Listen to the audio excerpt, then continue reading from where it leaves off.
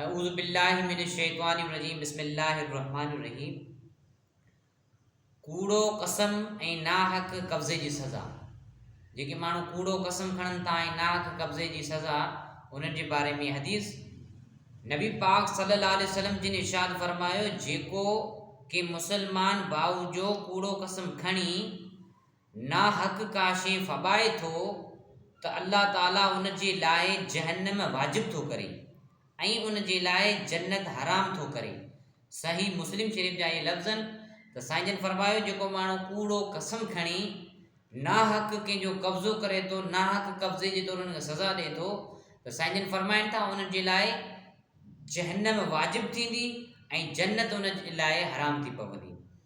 ऐं अॼुकल्ह जो इहो मुआशिरो हिकु बि ॾिठो वियो आहे त घणा माण्हू कूड़ो कसम फ़ैसिलनि में खणंदा आहिनि त फ़ैसिलनि में कूड़ो कसम खणणु जाइज़ कोन्हे, गुनाह आहे। जेकॾहिं फ़ैसिलो को कंदड़ आहे, जेको वॾो काज़ी आहे, जेको अॻवान आहे, त हीउ फ़ैसिलो करे पियो, उनखे इहे ख़बर पए त जंहिं माण्हू ॾुआरी खे आउं कसम खणाईंदुसि उहो खणी बि वेंदो, यानी उहो कूड़ो बि आहे खणी बि वेंदो, ही हर मरल में ईअं कंदो आहे, त अहिड़े माण्हू खे कसम खणाइण वारो ख़ुदि गुनाहगार थिए थो। जेको खणाए थो उहो त गुनाहगार थिए थो, जेको खणे थो उहो बि गुनाहगार थिए थो। त कसम अहिड़ी जॻह ते खणिजे जिते चङा माण्हू हुजनि, पढ़ियल लिखियल हुजनि, ख़बर आहे त हिते हे कसम खणंदा, पर हिते उहो कसम खे इतबार करे सम्झनि था।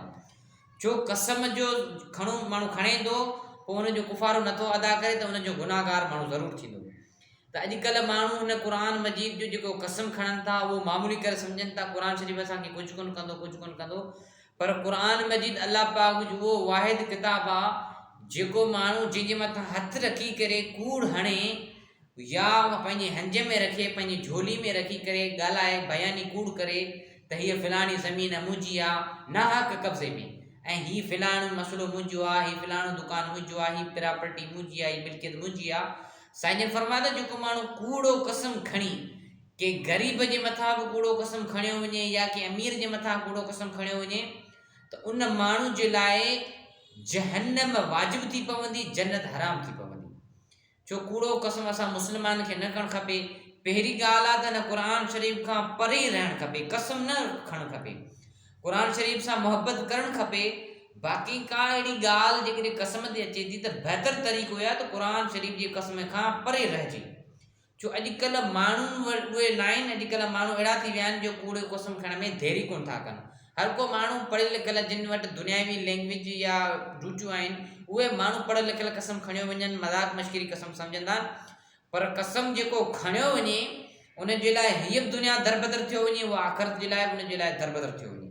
जेको माण्हू कसम खणे थो उहो दुनिया में लोड़े थो, दरबदर थिए थो, का बि दुनिया में सुठी तरीक़े सां मोट उनखे कोन थी मिले। त असां मुस्लमान खे इहो ई खपे त रब जो जेको क़ुर आहे उन ई ते ईमान आणियूं, ईमान रखूं, मज़बूत अक़ीदो रखूं ऐं क़ुर सां मश्करी न कयूं। हर को माण्हू थोरी थोरी ॻाल्हि ते कसम खणी वेंदो आहे ऐं या हथु रखी वेंदो आहे, ऐं घणा माण्हू त बिना वज़ू जे बि हथु रखी वेंदा आहिनि। त अल्लाह साईं खां दुआ आहे त क़ुर शरीफ़ जो अदब करण जी तौफ़ीक़ अता फ़रमाए। वमा अलैना इल्लल बलाग।